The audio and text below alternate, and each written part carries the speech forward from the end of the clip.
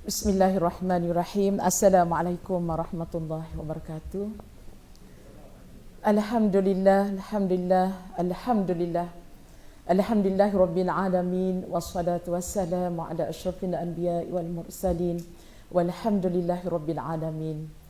Rabbi shrah li sadri wa yassir li amri wahlul 'uqdatam min lisani yafqahu qawli. Subhanaka la 'ilma lana illa ma 'allamtana. Innaka antal alimul hakim. La haula wala quwata illa billahil aliyil azim.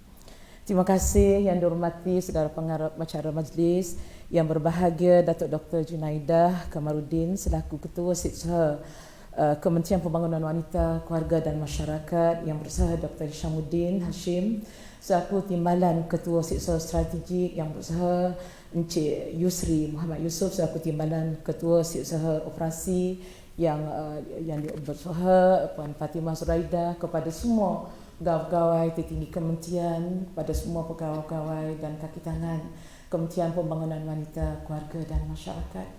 Alhamdulillah, kita bersyukur pada Allah Subhanahu Wa Taala kerana pada pagi Jumaat yang penuh berkat ini, di hari yang dipanggil penghulu segala hari, Sayyidul Ayyam, kita dapat bersama di Dewan ini untuk sama-sama kita menyambut kedatangan tahun baru dengan kita sama-sama membaca surah Yasin, dan insya-Allah kita teruskan dengan tazkirah.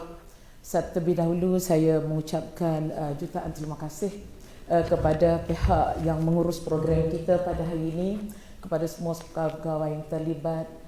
Semoga insya-Allah majlis ini menjadi majlis untuk kita mengingati Allah, salah satu daripada majlis yang diberkati oleh Allah Subhanahu Wa Taala, insya-Allah.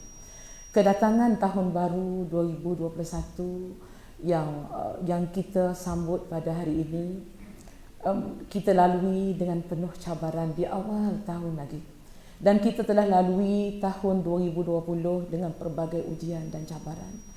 Kita berdepan dengan cabaran COVID-19, dan kita juga berdepan dengan cabaran banjir, bencana banjir. Kita berdepan dengan pelbagai cabaran yang harus kita lalui bersama. Ini merupakan ujian daripada Allah bagi kita. Apapun, kita yakin dengan bagaimana firman Allah Al-Quran, Bismillahirrahmanirrahim, Allazi khalaqal mauta wal hayata liyabluwakum ayyukum ahsanu amala. Tuhan jadi kematian dan kehidupan ini adalah untuk menguji kamu, melihat siapakah yang paling ahsan, yang paling baik amal di kalangan dengan kamu. Jadi dalam kita berdepan dengan cabaran ini, maka kita harus hadapi dengan penuh keimanan dan ketakwaan kepada Allah. Jadi sebab itulah Al-Quran yang kita baca ini harus menjadi panduan kepada kita. Al-Quran yang kita baca bukan semata-mata menjadi sebagai satu acara yang berkala, tetapi adalah satu acara rutin harian kita. Sebab Allah Subhanahu Wa Taala menurunkan Al-Quran ini sebagai panduan untuk kita. Bismillahirrahmanirrahim. Alif Lam Mim. Zalikal kitabu la raiba fihi hudan lil muttaqin. Diturunkan kitab Al-Quran yang tidak ada sedikit pun keraguan di dalamnya, untuk hudan lil muttaqin, untuk menjadi petunjuk bagi orang bertakwa. Dalam kehidupan kita ini, kita perlu kepada panduan, kita perlu kepada petunjuk. Sebijak mana pun manusia tak akan mampu menembusi langit dan bumi tanpa dengan izin Allah.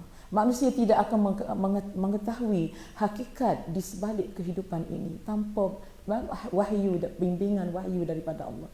Sebab itulah kita kena jelas kenapa kita diciptakan oleh Allah, untuk apa Allah ciptakan kita, ke mana akhirnya hidup kita.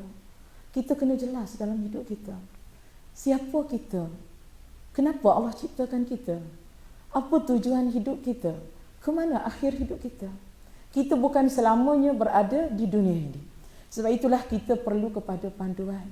Panduan hidup supaya kita jelas hala tuju hidup kita. Inilah yang diteraskan oleh Allah dalam Al-Quran, Bismillahirrahmanirrahim. Wa ma khalaqtul jinna wal insa illa liya'budun. Dan tidak kami ciptakan jin dan manusia melainkan untuk beribadah kepadaku. Masya Allah, besarnya tanggungjawab. Ibadah dalam erti kata yang luas, bukan semata-mata solat, tetapi kita berbakti untuk melaksanakan perintah Allah, kita berbakti untuk memberi perkhidmatan yang terbaik kepada masyarakat, itu juga ibadah. Apalagi kita yang berada di Kementerian Pembangunan Wanita, Keluarga dan Masyarakat, ini sebenarnya adalah gedung pahala. Saya ulang sekali lagi, orang yang bekerja di bawah Kementerian Pembangunan Wanita, Keluarga dan Masyarakat sebenarnya berada di bawah gedung pahala. Sebab kita menyantuni golongan yang memerlukan pembelaan. Kita menyantuni golongan miskin. Kita menyantuni golongan yang daif, golongan marhain, golongan yang perlu dibela, anak-anak yang terbiar, gelandangan, OKU, semua ini adalah mereka yang diperintahkan oleh Allah untuk kita santuni. Allah sebut dalam Al-Quran, Bismillahirrahmanirrahim, Ara'aita allazi yukazzibu biddin, fazalika allazi yad'ul yatim. Tuhan tanya kita, tahukah kamu siapakah orang yang mendustakan agama? Maknanya Allah tak terima agama. Siapa? Bagi orang yang tak memperdulikan anak yatim, bagi orang yang berhenti tak mempedulikan anak yatim, tak memberi makan orang miskin, tak memperdulikan orang yang lemah. Allah tak terima agama dia. Masya Allah. Jadi sebab itulah saya sangat terharu dengan kesungguhan yang telah ditunjukkan oleh semua pegawai tertinggi kita, kaki tangan kita untuk memberi yang terbaik. Sebab kita semua ini sebenarnya berada di barisan hadapan, terutama dalam memenuhi kehendak keperluan rakyat yang menjadi kumpulan sasa di bawah tanggungjawab kita. Masya Allah. Jadi berbalik kita tentang tanggungjawab kita dalam meniti tahun 2021. Itu tajuk yang diberi kepada saya. Saya mengambil satu peringatan daripada Al-Quran. Bagaimana Al-Quran memberi gambaran kepada kita di antara pekerja yang cemerlang, di antara pekerja yang hebat, iaitu pekerja yang qawiyul amin. Dua sifat yang disebut Al-Quran. Di antara pekerja yang cemerlang dalam Islam, qawiyul amin. Dua sifat ini, kuat dan amanah. Jadi saya cuba ambil intisari ini dan insya-Allah cuba kaitkan untuk kita mengambil pengajaran daripada Al-Quran. Jadi sebab itulah apa yang saya nak ialah supaya semua kita dalam melaksanakan tugas ini kita bermula daripada hati. Dia bukan semata-mata makan gaji. Kalau kita bekerja hanya semata-mata makan gaji, kita dapatlah berapa ribu mungkin gaji kita. Tetapi dia tidak boleh bawa bekal ke alam akhirat. Gaji yang beribu itu hanya setakat dunia. Tetapi kalau kita bekerja dengan penuh keikhlasan kerana Allah, dia dapat double gaji dan pahala. Dan pahala itu sebenarnya gaji di alam akhirat. Kita nampak ringgit gaji di dunia, tapi kenapa kita tak mengejar gaji untuk akhirat? Pencen di akhirat. Jangan kita nampak kita nak mengejar pencen yang banyak di dunia, selepas pencen aku nak dapat pencen berapa. Masya Allah, kita sekejap je hidup dunia ni. Kalau kita tengok Imam Al-Ghazali buat bandingan, hidup dunia dan akhirat ini ibarat musafir yang singgah sekejap je, berhenti di bawah sebatang pokok untuk merehatkan badan. Macam kalau kita dalam perjalanan, kita singgah ke ar-ar. Sekejap je untuk tunaikan apa-apa hajat kita, kemudian kita akan teruskan perjalanan. Dunia ni ibarat ar-ar je, singgahan. Tempat kembali sebenar kita akhirat. Wabil akhiratu khairul laka minal ula. Jadi sebab itulah kita kena mencari dua-dua, pahala dan dunia dan akhirat. Kita perlu kepada pendapatan untuk mendapat rezeki yang halal, untuk kita mendapat hidup yang cemerlang di dunia, dan kita kena juga dapat pahala yang sebanyak-banyaknya untuk kehidupan yang selamat di akhirat. Inilah orang yang beruntung. Sebab itu apabila pernah Rasulullah SAW ditanya, siapakah orang yang paling cerdik? Rasulullah tak sebut orang paling cerdik, orang yang ada berapa degree, berapa doktor, tidak. Yang paling cerdik Nabi kata adalah orang yang paling banyak buat persiapan untuk hidup selepas mati. Sebab sehebat mana kita akan bertemu dengan mati. Kullu nafsin za'iqatul maut. Apabila mati, dia bukan setakat mati di situ, dia ada kehidupan selepas itu. Jadi sebab itulah kita kena bersiap. Jadi sebab itulah kita kena bekerja dengan penuh keikhlasan, Kita bina azam baru 2021 dengan kita bekerja daripada hati yang ikhlas kerana Allah. Kita turun daripada rumah, datang ke pejabat dengan Bismillahirrahmanirrahim. Kita menulakan tugas kita dengan kerana Allah. Kita nak yang terbaik, yang cemerlang. Sebab Allah melihat kita, Allah menilai kita. Setiap sen gaji yang kita terima itu akan ada soal jawab di akhirat. Masya Allah. Jadi itu di antara perkara yang menjadi asas dalam gerak kerja kita yang seharusnya kita ambil perhatian, ya, insya-Allah. Jadi saya nak kalau boleh semua ahli kaki tangan kita di kementerian cuba amalkan, selain daripada kita baca surah Yasin. Sekarang ni kita berdepan dengan musibah banjir, musibah Covid dan macam-macam lagi isu yang menjadi cabaran kepada negara kita. Yasin ni kalau boleh, kalau ada kesempatan, tapi sebenarnya boleh kita baca setiap hari. Ada orang dia kata dia tak ada masa. Dia tak ada masa untuk baca Quran. Jangan kita sampai Allah tak ada masa untuk kita. Saya bagi peringatan, jangan kita sebut kita tidak ada masa untuk Al-Quran. Takut kita tak dipandang oleh Allah dengan pandangan rahmat. Cuba adjust masa kita. Saya sendiri berdepan dengan tugas yang banyak sebagaimana juga tuan-tuan. Malah saya apabila dalam politik lebih lagi lah, saya menjadi rakyat puluhan ribu kawasan lagi dengan kerja parti lagi dengan kerja pentadbiran lagi. Daripada lepas subuh tu memang kita penuh jaruan. Jadi macam mana kita nak masa mana nak baca Quran? Kita kena adjust bangun awal. Ni saya nak nasihatkan, bangun awal. Cuba kita bangun, adjust masa kita. Bangun pukul 4 pagi atau tak mampu pukul 4, 4:30. Tak mampu 4:30, pukul 5 sempat lagi. Bangun solat tahajud, bangun solat taubat, bangun solat hajat. Baca Quran. Baca Quran. Tak mampu nak baca banyak, baca surah Yasin. InsyaAllah keberkatan daripada surah Al-Quran yang kita baca ini, hidup kita tenang.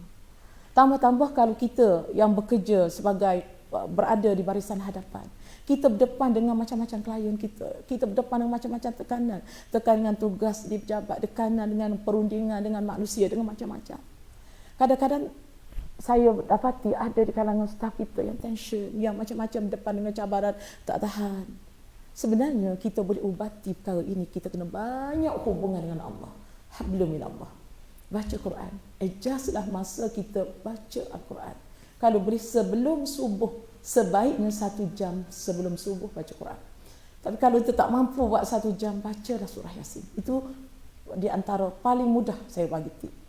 Ya, selain itu kita solat berjemaah. Awal waktu jangan solat lewat. Jangan ada yang kadang kita yang sampai terlepas solat, jangan. Ya, lepas tu kita kena solat duha waktu pagi. Waktu sekarang ni waktu duha, masuk ke pejabat, datang awal sebelum mulakan tugas 2 rakaat duha.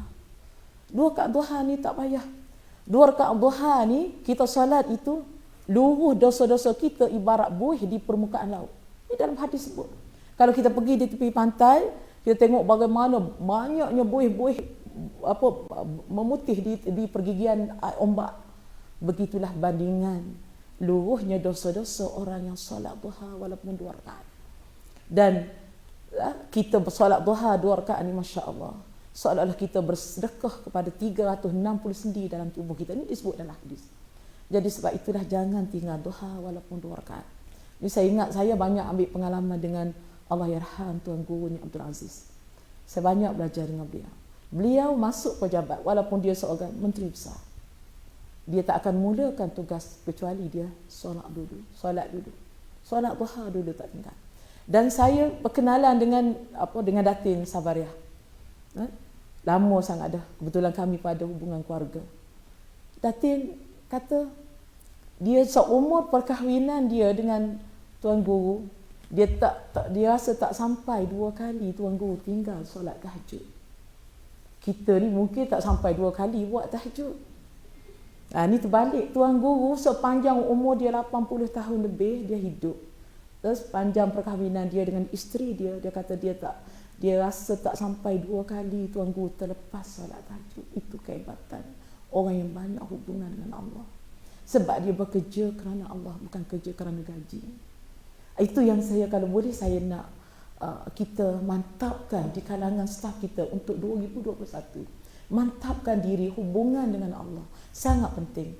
Solat duha, solat witir, dan biasakan dengan puasa sunat. Puasa sunat di sudut kesihatan sangat baik.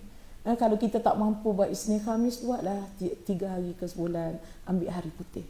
Itu kita biasakan diri, insya-Allah. Dan kita kena banyak berzikir kepada Allah. Lidah kita dalam perjalanan, sebelum kita sampai ke pejabat, kita naik kenderaan, kadang-kadang kita dalam jam. Insya-Allah sebenarnya perjalanan kita memberi pahala. Macam mana? Dalam perjalanan kita itu, kita isi dengan zikir, kita isi dengan selawat, kita isi dengan doa, dan kalau boleh kita dengar ceramah-ceramah yang memberi peringatan kepada kita. Masya Allah, kita penuh dengan pahala. Jadi apa yang kita buat ini dapat barakah, insya-Allah. Jadi sebab itulah dalam melaksanakan tugas ini, saya nak bagikan 2 sifat tadi yang kena ada dalam diri kita sebagai anggota kaki tangan kerajaan yang cemerlang, iaitu di antaranya sifat qawi 1 dan sifat amin, al-amanah 1, al-amin. Sifat qawi ini apa? Saya mungkin nak beri penerangan sikit, mungkin apa makna qawi. Kuat ini. Kuat yang kita maksudkan di sini ialah tangkas dan cergas, jangan lembab. Maaflah saya guna bahasa yang mungkin tak berapa sesuai. Seorang pekerja yang baik, seorang yang melaksanakan tugas mengikut jadual yang diatur dengan cergas dan tepat. Dia tak berlengah. Patut kerja yang urusannya selesai hari ini, dia tak tangguh esok. Itu maksud qawi. Dalam Islam, makna seorang yang pekerja, seorang kaki tangan yang qawi, seorang yang memegang tanggungjawab, dia tak bertangguh tugas. Kalau tugas itu patut selesai minggu ini, dia selesai sungguh minggu ini, dia tak tangguh sampai minggu depan. Kalau patutnya selesai tahun ini, dia selesai tahun ini, dia tak tangguh tahun depan. Itu maksudnya. Maknanya tangkas dan cergas, dia buat secepat mungkin, tak berlengah, tak curi tulang. Itu cara orang bekerja yang qawi, yang mengikut prinsip Islam. Seorang al-qawi ini iaitu seorang yang kuat dan gagah. Maknanya dia jaga kesihatan dia. Dia tidak lemah, dia tidak membiarkan diri dia terdedah dengan penyakit-penyakit yang boleh memudaratkan. Maknanya dia kuat dan gagah, kuat dalaman dan luaran. Dia semangat buat kerja, sungguh-sungguh. Dia fokus betul-betul, tak main-main. Tidak dalam masa kita bekerja duduk main baca WhatsApp 2 jam baru nak mula tugas. Tak ada. Kita tugas, kita bekerja dengan Allah ni. Gaji kita dibayar oleh rakyat, dengan cukai rakyat, dengan kerajaan bayar. Kita pukul 8 kita mulakan tugas kita dengan jangan letakkan ke tepi isu-isu yang berkaitan dengan peribadi. Jangan pula ada jualan online pula masa pejabat. Minta maaf, mungkin tak berlaku dalam kekitangan saya di sini, tetapi saya bagi amaran. Sebab ini adalah tanggungjawab kita dengan Allah. Maknanya kita kena beramanah dengan tanggungjawab kita, ya. Dan kita mesti sentiasa meningkatkan ilmu kita, kepakaran kita. Kita ada skill profesional. Maknanya kalau kita memegang sesuatu perkara, kita kena sentiasa memahirkan diri kita dengan kepakaran-pakaran yang sepatutnya kita ada. Mungkin kita dalam bidang yang baru, kita baru berada dalam sana, kita kena study, kita kena belajar, kita kena tanya, kita kena lihat. Maknanya kita kena tingkatkan diri kita dengan pelbagai kemahiran untuk memastikan kita dapat melaksanakan tugas itu dengan jayanya. Itu yang perlu ada bagi seorang pekerja yang qawi, yang kuat, pekerja yang mahir, yang mempunyai kemahiran, yang sentiasa berlatih, latihan kena sentiasa ada. Jangan kita hanya mencukupi, memadai yang sedia ada. Kita kena sentiasa menambah skill kita, menambah latihan kita supaya kita lebih mahir, dan kita kena sentiasa berdisiplin.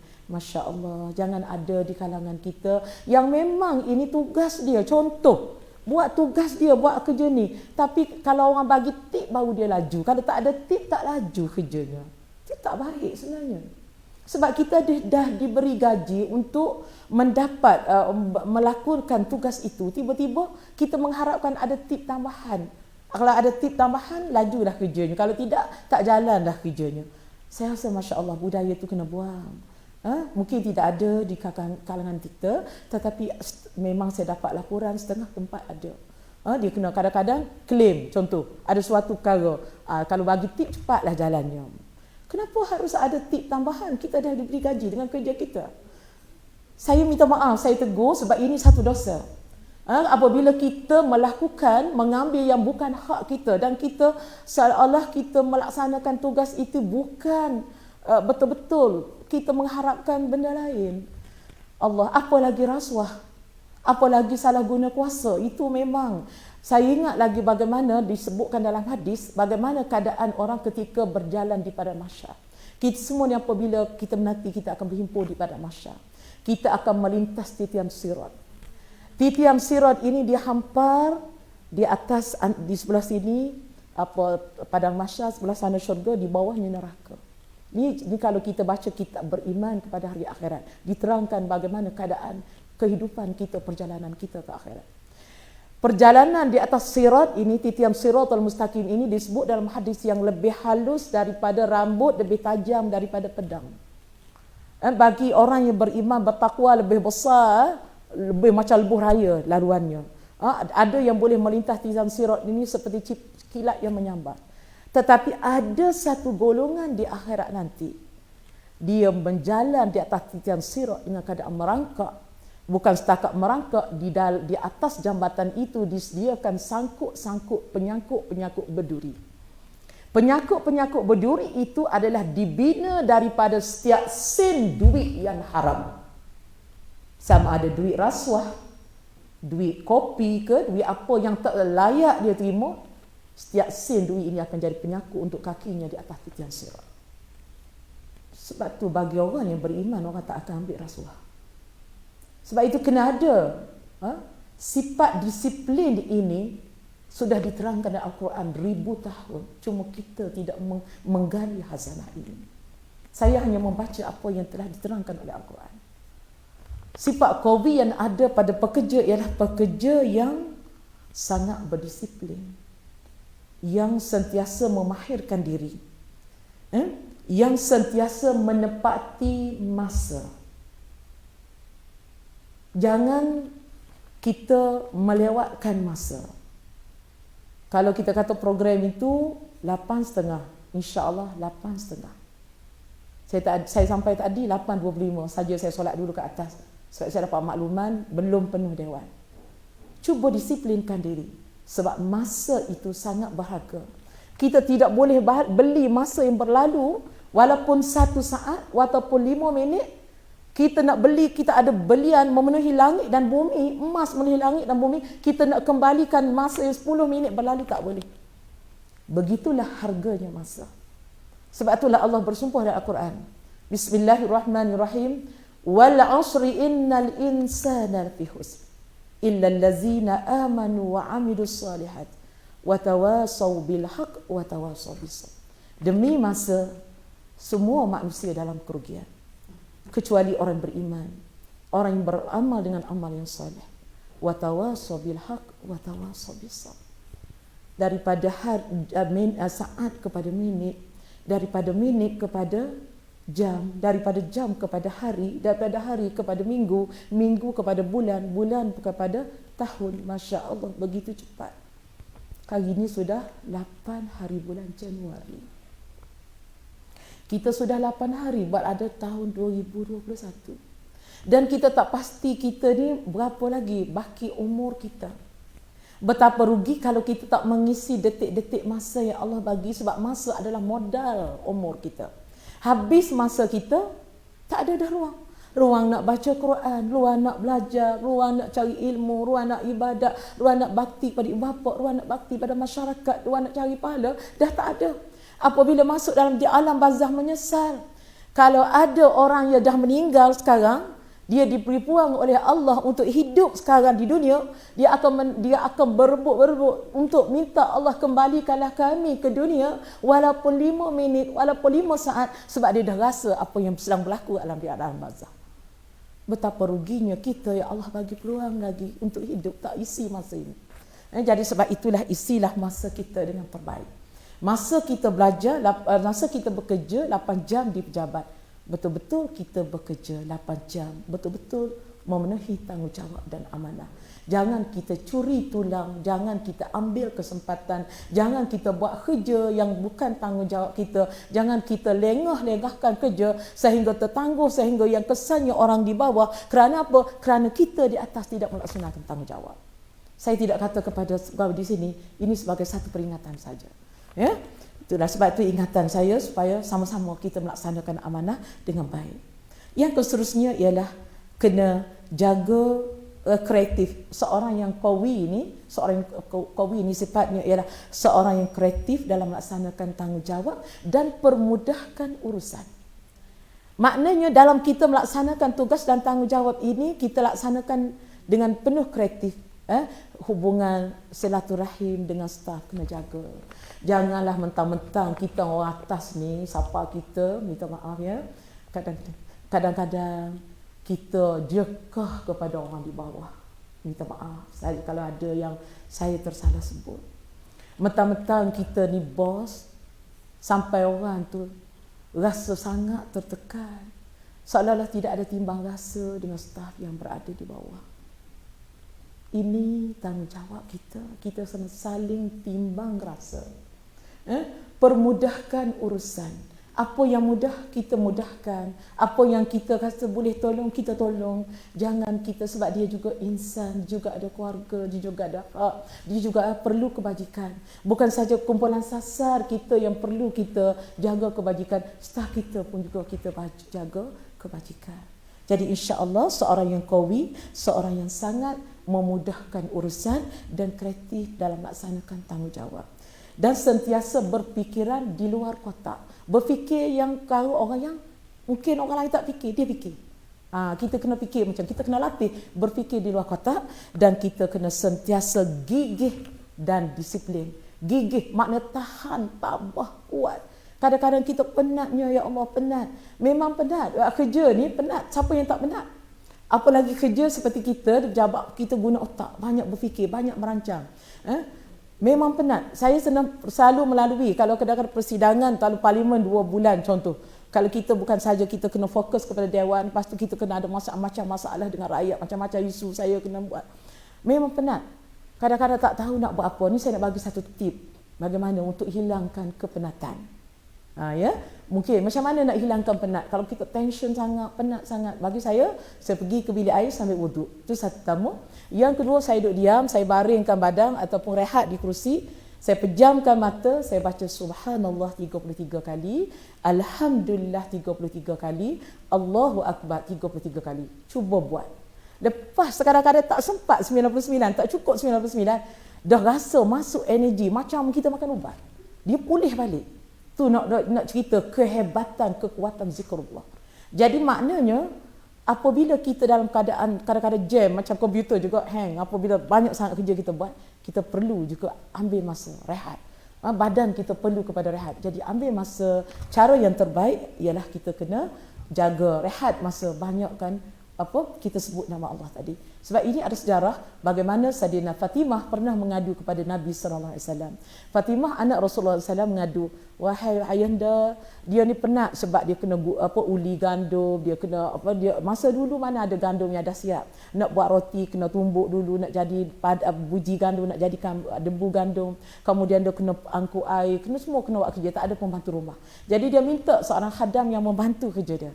Maka Nabi ajar, wahai anakku Fatimah, nak dah aku ajar kepada kamu satu zikir, satu doa yang kamu amal ini lebih baik daripada kamu mempunyai khadam, lebih baik daripada kamu ada orang gaji. Apa rahsianya? Banyakkan subhanallah, alhamdulillah, Allahu akbar, sehingga dia dipanggil zikir Fatimah. Ya, baca ini masa kita penat kita baca, dan sebelum tidur kita baca. Insya-Allah dia jadi penawar untuk memulihkan sel-sel kita yang letih. Masya Allah, sel-sel kita yang penat, dia akan pulih kembali tenaga. Ini hikmah yang Allah saja yang tahu ya. Bagi orang yang mengamalkan saja yang akan dapat rasa insya-Allah. Dan hendaklah kita niat dalam hati kita memberi hikmat yang terbaik untuk rakyat kita. Itu berkaitan dengan qawi. Berkaitan dengan al-amin. Al-Amin, sifat Al-Amin yang perlu ada pada kita sebagai pekerja, apa dia? Iaitu Al-Amin ini lebih kepada dalaman. Kalau Qawi lebih kepada fizikal, disiplin luaran, tapi kalau Al-Amin ini ia lebih kepada dalaman kita, iaitu hendaklah kita sentiasa mengada dalam kita beribadah kepada Allah, dalam kita kerja ni niat kita ubudiah kepada Allah, iaitu mengabdikan diri kepada Allah, dan kita kena sentiasa doa kepada Allah. Dalam melaksanakan tugas kita ni sentiasa doa, minta doa kepada Allah, ya Allah permudahkan urusan kita. Kita sentiasa diajar oleh ulama, setiap pagi sebelum kita mulakan kerja, jangan lupa baca alam nashrah laka sadrak, surah Al-Insyirah. Alam nashrah laka sadrak wa wada'na anka wizrak allazi anqadha zahrak. Baca 3 kali pagi, insya-Allah. Insya-Allah hikmah dia jadi mudah urusan. Yakinlah, kalau kita nak berurusan, kita kadang-kadang kita nak jumpa dengan orang, kita nak mesyuarat dengan orang, kadang-kadang bimbang takut dia ni tak terima pandangan kita. Cuba kita amal doa-doa ini, insya-Allah. Dia akan permudahkan urusan kita, insya-Allah. Orang yang Al-Amin ini orang yang sangat beramanah dengan tugas, sangat beramanah dengan tanggungjawab. Sangat tanggungjawab, sangat jujur dalam amanahnya dan bertanggungjawab. Jadi semaknanya kita niat dalam hati, ya Allah aku nak beri yang terbaik, aku nak buat saya yang terbaik. Ya Allah buat sebaik mungkin, seikhlas mungkin. Insya-Allah Allah akan bantu kita. Dan jujur dan ikhlas. Saya ucapkan syabas. Syabas kepada pegawai-pegawai kita yang hebat, makna yang jujur. Saya dapat ni cerita daripada pejabat dari kementerian lain. Tapi saya dapat berita tu. Ada seorang ni dia cuba nak ibaratlah nak bagi duit kopi lah kepada ada salah seorang ni. Tapi pegawai itu, tapi dia tak ada sebut duit kopi, dia kata duit raya. Ni cerita lama lah. Pegawai itu cakap apa? Saya tak terima duit. Saya kerja, ini tugas saya. Apabila dia buat sesuatu yang telah dia selesai tanggungjawab, adalah orang nak bagi dia tip sikit, bagi upah tak? Ini tanggungjawab saya tak terima. Masya Allah, ini hebat. Maknanya dia tahu itu tanggungjawab dia. Dia boleh ambil kesempatan kalau dia nak, tetapi dia tak, sebab dia tanggungjawab Allah melihat. Iaitu ini adalah orang yang amanah, orang yang jujur, orang yang penuh dengan tanggungjawab, dan dia betul-betul menafaatkan 8 jam dia kerja di pejabat itu dengan penuh tanggungjawab, barulah dia dapat gaji yang berkat. Gaji yang berkat ini kadang-kadang gaji tak mahal, 2,000, 3,000 ataupun 1,000, tapi Masya Allah dapat pelihara anak sampai ke universiti. Kita tengok orang tua kita kerja apa, kerja kampung, menoreh getah, tanam padi, tapi anak dia semua universiti. Kerjanya berkat, walaupun dia tak ada gaji beribu, Masya Allah. Itu keberkatan. Jadi sebab itulah pentingnya keberkatan dalam hidup kita. Dan adalah kita kuat semangat berusaha, dan maknanya apabila kita kuat berusaha sungguh-sungguh, kita buat dengan sungguh-sungguh, insya-Allah Allah Subhanahu Wa Taala akan permudahkan urusan kita. Jadi sebab itulah dalam melaksanakan tugas dan tanggungjawab kita dalam melaksanakan tugas dalam sebagai seorang yang amanah ini, dalam melaksanakan tugas ini, saya harapkan kita buat dengan penuh keikhlasan, dengan penuh kejujuran daripada hati yang bersih kerana Allah, dan kita berkasih sayang dalam kita dengan rakan-rakan perjawatan kita, dan apabila dia membantu kita, kita ucapkan terima kasih dan kita raih. Jangan sampai ada dia kata, ni ada seorang ni pernah mengadu saya. Dia kata banyak kaya saya buat untuk dia, tapi dia tak pernah ucap terima kasih pada saya. Saya terkejut. Betul kau macam tu? Jadi cuba kita baiki diri kita supaya kita sentiasa menjadi orang yang sentiasa menghargai orang yang di sekeliling kita yang membantu kita. Walaupun orang di sekeliling kita tu kecil saja, dia adalah sebagai tukang sapu, dia adalah orang biasa je, tetapi dia sebenarnya membantu kita, masya-Allah. Okey.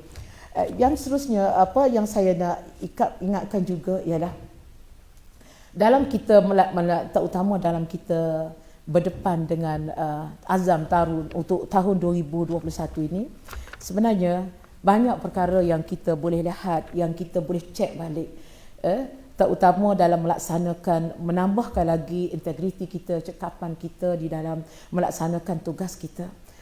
Kita hendaklah gabung jalinkan antara keimanan, integriti dan kecekapan. Jadi dalam melaksanakan tugas ini kita kena ada gabung jalin.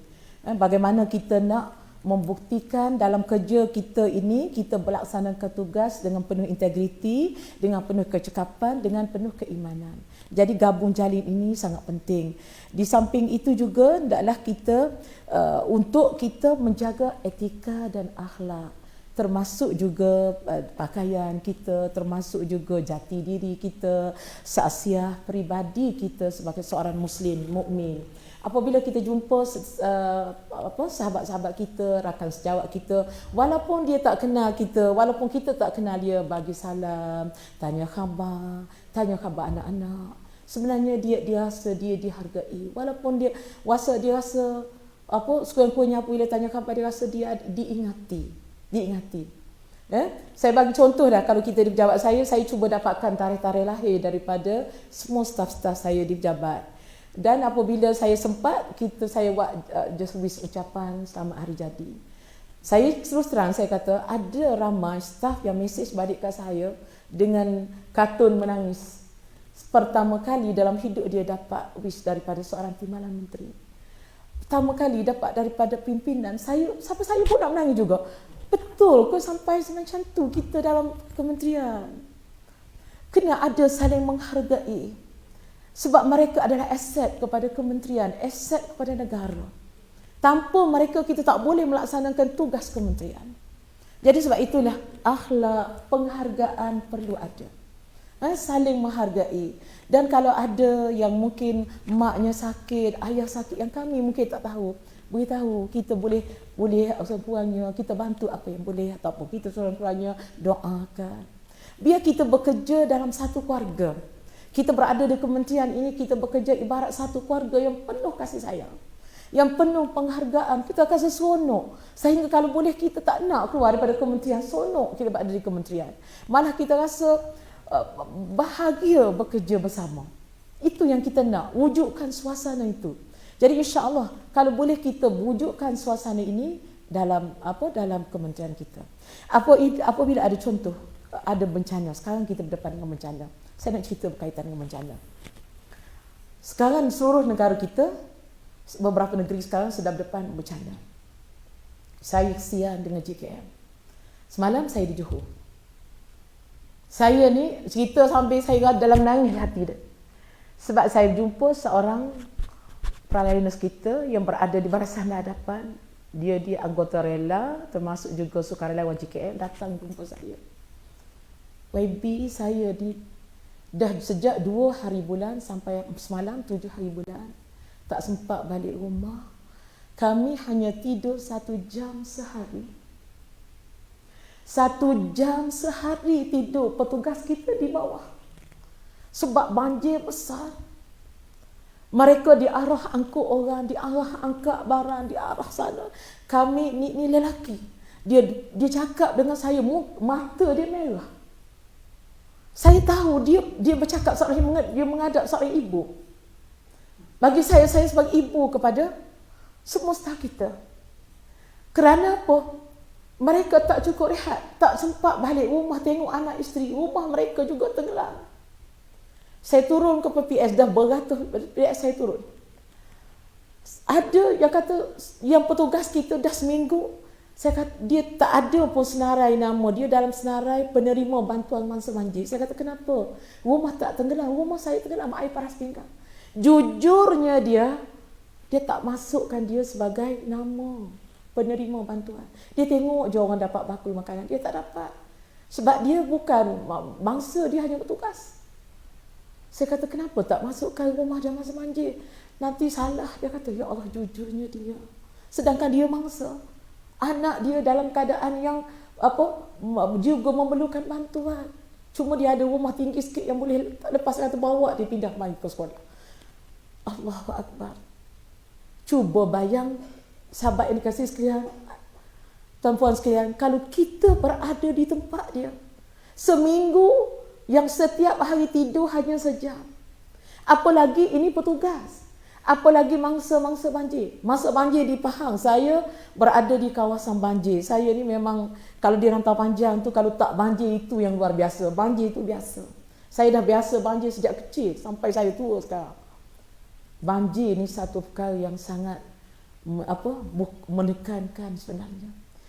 Terutama kalau orang yang tak biasa dengan banjir. Contoh apa yang berlaku sekarang di Rauk, di Marang, di Pahang, ya Allah. Rumah hancur. Rumah ni tenggelam air atas pada bumbung. Apa maknanya apabila atas pada bumbung? Semua barang, semua baju, semua alat, semua tak boleh guna satu pun. Ada yang pergi ke pusat pindahan sepelai sepinggan. Tak ada apa, duit kosong. Baju nak salin pun tak ada, kain terkon solat pun tak ada. Nak makan pun harap ihsan orang. So itulah saya minta supaya pejabat kita dengan keizinan Datuk KSU, kita buat kutipan untuk di bawah kementerian kita. Sebab kita bantu kalau ada baju-baju anak-anak kita, ada baju-baju kita yang masih elok, yang kita rasa kita tak pakai dah baju ni, bawalah kita, letak di lobi. Saya sanggup untuk urus lori, kita hantar ke pusat sana. Saya dah urus, ada NGO kita yang untuk urus sana. Mereka sangat memerlukan mesej macam ni. Puan Zuraidah tu lagilah. Semua perkara sampai dari JKM. Allahu Akbar. Di sinilah perlu kepada kita kena merasai hati kita, merasai kesusahan orang yang sedang ditimpa masalah. Mereka memerlukan bantuan. Di saat saya mengalami banjir 2021. Pengalaman saya mengurus banjir. Banjir besar ni memang mencabar. Sebab sistem telekomunikasi kita putus habis. Tak ada dah. Apabila tak ada, jadi line telefon tak boleh. Masa tu hanya kita di kawasan kita je yang berfungsi. Masa tu saya nak berhubung dengan JKM pun tak boleh. JKM dah putus hubungan, semua kenderaan tak boleh lalu sebab air paras bahaya, tak boleh lalu jalan. Ketika itu ni cerita pengalaman nak suruh staf kita boleh merasai betapa periknya berdepan dengan bencana. Saya pergi ke hospital, bertanya khabar apa isu di hospital. Ketika itu doktor beritahu saya, "Wahid B, kami elektrik tak ada sebab elektrik dipadamkan sebab bahaya, banjir besar." Jadi terpaksa guna generator. Ada beberapa ibu yang sedang nak bersalin, tunggu masa saja. Yang sudah sakit sekarang nak bersalin. Lilin hanya ada 2 inci saja. Bilik bersalin tu gelap. Ada orang yang sedang dalam keadaan kritikal yang guna oksigen. Ketika mesin generator, minyak yang ada untuk menghidupkan mesin generator tu 2 jam lagi akan mati. Saya tak boleh nak cerita apa. Saya kata saya cuba ikhtiar, doa. Nak berhubung dengan pihak, macam-macam pihak. Saya semua talian off. Langsung tidak ada hubungan. Saya terus ke balai bomba, ke bilik gerakan kita. Tanya bomba pun bercerita kami pun dalam keadaan tak selamat. Bilik gerakan pun dah nak tenggelam. Ni cerita 2014 di kawasan saya sendiri ni. Saya macam-macam usaha. Akhirnya saya balik, ya Allah, bagilah kemudahan bagi aku. Saya ambil dalam store, kebetulan dalam store kami tu ada tong kosong. Ada 10 tong yang di kawan saya bagi. Saya minta supaya staf saya pergi cari minyak petrol ni. Pergilah ke stesen minyak. Malangnya stesen minyak semua tutup kerana elektrik tak ada, tak boleh pump minyak. Carilah ke mana tempat tentera ke apa. Berapa dekat setengah hari staf saya pergi cari, terpaksa meredah bukit jalan sebab semua jalan kebanyakan tak boleh lalui. Dapatlah beberapa tong. Saya bagi minyak tadi kepada bomba, kepada penyelamat, kepada ni untuk nak angkut orang yang sedang ada rakyat yang tersangkut 5 jam di atas pokok. Allah, ketika itu saya makan tidak, menangis. Ketika itu kita nampak hanya adalah pertolongan Allah. Menangis tak tahulah, telefon ni memang tak boleh nak guna. Kita ni bertalu-talu, apa yang ada bagi je, duit ada pun tak boleh nak beli, semua kedai pun dah tak buka dah. Ketika itu adik-adik sekalian, sahabat yang kasih sekalian, hanya doa kita kepada Allah. Itu belum lagi kiamat. Bayangkan apabila berlaku kiamat, Allah sebut Al-Quran, Bismillahirrahmanirrahim, Iza zulzilatil ardu zilzalaha wa akhrajatil ardu asqalaha wa qala li insanu malaha. Ingatlah ketika Allah goncangkan bumi ini dengan sekuat-kuat goncangan. Ketika itu Allah Subhanahu Wa Taala bongkarkan apa yang ada dalam perut bumi, maka waqala al-insanu malaha, manusia bertanya, malaha, kenapa jadi begini? Kenapa jadi begini? Jadi sebab itulah kita kena mengisafi bahawa kita juga kena melihat insan-insan di luar sana. Jangan kita hanya memikir diri kita dan keluarga kita semata-mata. kita kena ada hubungan dengan Allah, hubungan dengan sesama manusia. Dan kita kena jaga disiplin diri kita, insya-Allah. Dan kita kena jaga etika dan profesionalisme kita dengan meletakkan kesetiaan kepada Allah Subhanahu Wa Taala dan Rasul, mengatasi daripada nilai wujudnya nilai-nilai sistem dan budaya yang lain. Jadi sebab itulah Allah Subhanahu Wa Taala menyukai kalau kita bekerja secara bersungguh-sungguh. Inilah yang menggambarkan kesempurnaan takwa kita, kesempurnaan iman kita, ketulusan hati kita, keluhuran budi kita, kemuliaan akhlak, dan semua sifat ini adalah akan jadi ibadah kita kepada Allah. Setiap kerja yang kita lakukan ini insya-Allah akan jadi ibadah kita kepada Allah Subhanahu Wa Taala. Allahu Akbar. Jadi sebab itulah dalam melaksanakan tugas, dalam melaksanakan tanggungjawab kita sebagai pekerja dalam mendepani azam kita 2021 ini, apa yang saya harapkan ialah kita kena melaksanakan gerak kerja yang lebih baik seiring dengan prinsip disiplin yang tinggi, dengan kesempurnaan dan menitik beratkan disiplin akhlak, disiplin dari sudut kerja, amanah dan tanggungjawab. Jawatan, kerja dan tugas serta apa jua profesion yang kita pegang bukanlah satu kebanggaan sebenarnya.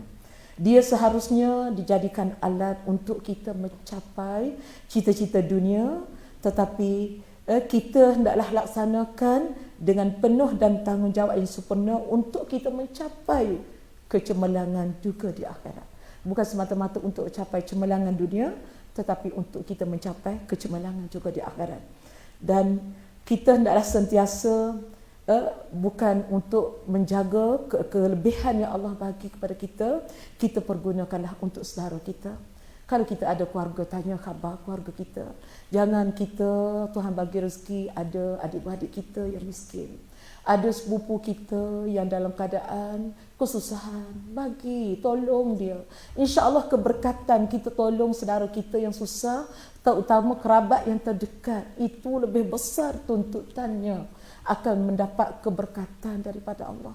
Jadi kalau setiap kita yang diberi rezeki oleh Allah, kita ambil berat tentang keluarga kita, apalagi ibu kita yang memerlukan sentuhan kasih sayang kita, Masya Allah, keberkatan kita Allah akan bagi dalam hidup kita dan kerja kita. Jadi sebab itulah saya harap supaya kita sentiasa peka dan bertanya khabar tentang keperluan sanak saudara kita di kampung, di saat terutama saat-saat bencana begini. Jangan semata-mata kita harapkan bantuan kerajaan semata-mata. Dan insya-Allah apabila kita melaksanakan ini, kita dapat melaksanakan ini dengan penuh dengan tanggungjawab, saya yakin insya-Allah kita akan menjadi pekerja yang terbaik. Jadi dalam meniti azam 2021 ini, pesanan saya kepada semua, yang pertama, jadikanlah pengalaman yang lepas sebagai pengajaran untuk kita mengorak langkah ke hadapan mencipta kehidupan yang lebih cemerlang dan gemilang. InsyaAllah itu cadangan saya supaya kita dapat mengambil iktibar, jangan ulangi kelemahan-kelemahan lampau, insyaAllah. Itu yang pertama. Yang kedua, hendaklah kita sentiasa jaga integriti dalam melaksanakan apa jua tugas, dan kita sentiasa melaksanakan yang lebih baik dengan menghayati konsep ubudiyah, mas'uliyah dan itqan, iaitu kita menghambakan diri pada Allah, kita melaksanakan tanggungjawab dengan penuh amanah dan dengan penuh kesempurnaan, dan kita juga hendaklah melaksanakan dengan penuh ihsan. Maknanya kita laksanakan tugas itu dengan keimanan, dengan keyakinan, dan kita laksanakan dengan penuh tanggungjawab dan amanah, bukan semata-mata kerana gaji semata-mata, insya-Allah.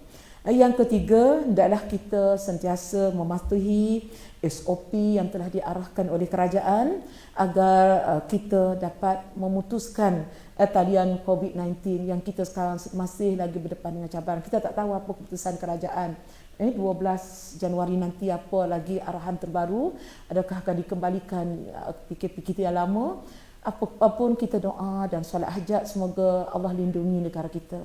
Jadi saya nasihatkan supaya kita semua sama-sama mematuhi SOP yang telah ditetapkan oleh kerajaan, dan kita jaga jarak, jagalah semua disiplin yang diarahkan supaya kita selamat daripada bahaya, ya.